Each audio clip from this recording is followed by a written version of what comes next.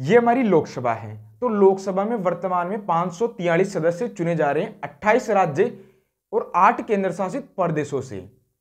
543 में से 524 सदस्य 28 राज्यों से चुने जाते हैं। जनता उन्हें प्रत्यक्ष मतदान यानी कि वोट डालकर चुनती है। अभी हाल ही में 2024 के चुनाव हुए थे, तो उसमें हमने ऐसे ही वोट डाल के 543 सदस्यों को चुना था।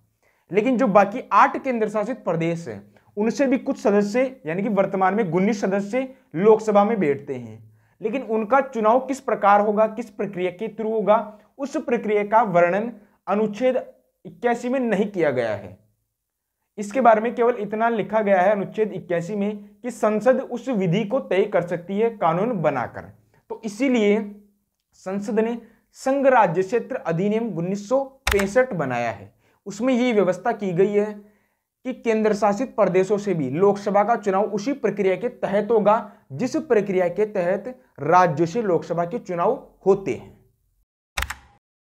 देखिए, ये अपनी राज्यसभा है। तो राज्यसभा में वर्तमान में अधिकतम 245 सदस्य चुने जा रहे हैं। तो 245 में से 12 सदस्य राष्ट्रपति मनोनीत करता है, जिनको साहित्य, विज्ञान, कला, आर्थिक, अर्थशास्त्र इस प्रकार के विषयों का ज्ञान होता है।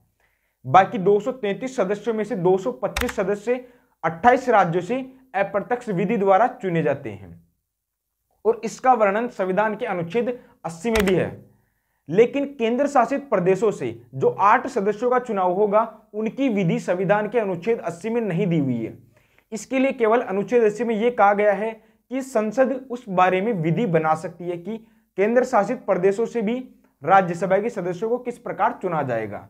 इसके लिए संसद ने एक अधिनियम बनाया है, जन प्रतिनिधित्व अधिनियम 1950। तो उसमें लिखा गया है कि केंद्र शासित प्रदेशों में जिनमें विधानसभाएं हैं, उन्हीं से राज्यसभा में सदस्य जाएंगे। तो उनकी विधानसभाओं के जो एमएलए होंगे, विधायक, उन्हीं का एक निर्वाचक मंडल बनेगा और वही सदस्य अपने केंद्र शासित प्रदेशों के लिए राज्यसभा के सदस्यों को चुनेंगे और वहीं राज्यसभा में जाएंगे।